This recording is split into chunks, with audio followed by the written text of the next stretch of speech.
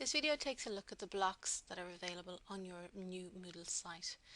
The two that are included by default on all of your Moodle pages are the navigation block and the settings block. The navigation block allows you to navigate directly to the site homepage and also then to the different courses that you are assigned to. So if you click on the site homepage, then you can see that you're brought to the different schools, and then you can navigate down through them to find the source or the course that you want to access.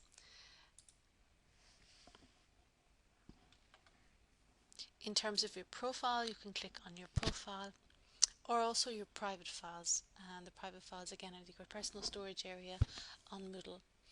If you want to edit your profile, you actually see in the settings option down at the very bottom that you've got my profile settings.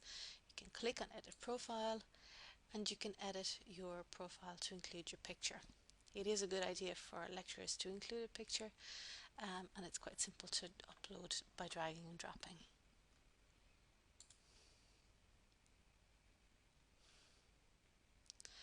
You can navigate directly to the different courses and then to different sections within those courses. Each of these triangles are expandable menus. And then you can navigate to different courses that you are assigned to either as lecturer or as student. In the settings block,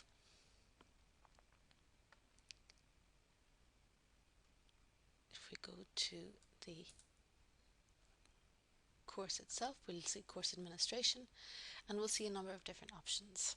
The activity chooser will allow you to revert to the two drop-down menus that we would have had in the previous version of Moodle. You can edit the settings to change the number of topics that are visible or to change the file upload size or the course summary. The users will give you the enrolled users on the course. It enables you to set the self-enrollment method and put an enrollment key there. It allows you to set up your groups and give permissions then as well. Other items of interest are the backup and restore options that you should consider either at the end of the semester or at the very least at the end of the academic year.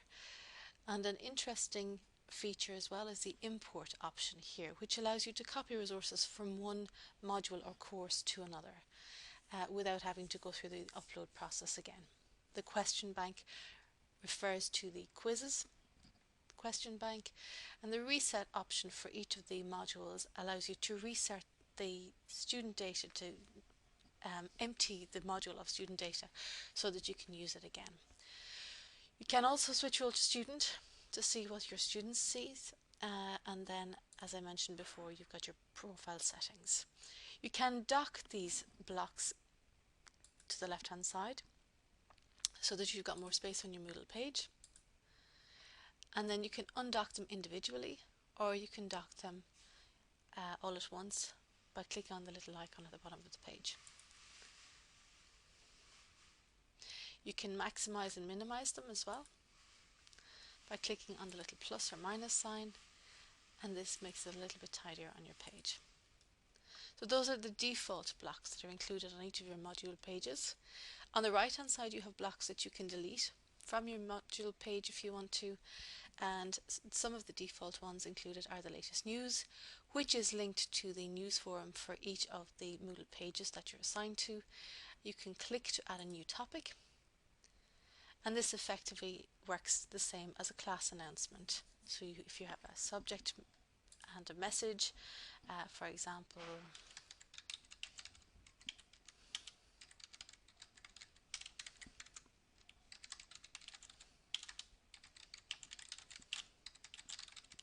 you can add an attachment if you want to. What's important to note is that everybody is subscribed to this forum, so everyone will see this.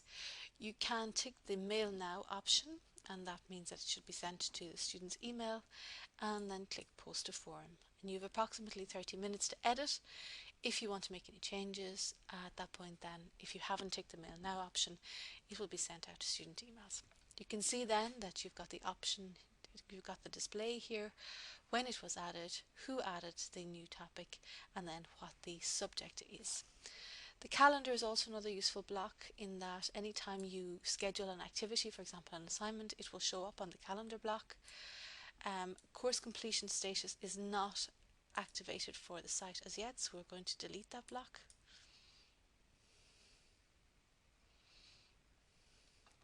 The participants block allows you to see all the participants on your course, so that's also quite useful. And from the drop down menu you can choose other blocks that you might like to use. The messages block allows students to send messages directly to you, and perhaps as well you could have blocks for section links or blocks for the course or site summary. I suppose it's up to you to decide which ones are relevant for your course. If you're not using the blocks, just ensure that you actually delete them off the page, because they do take up quite a lot of space. You can again dock all of these blocks, and you can see then that you can access them at any stage. This facility is also available to students, and the settings are generally kept for you once you log in again. But you can see that it tidies up the Moodle page and gives you a very clean interface.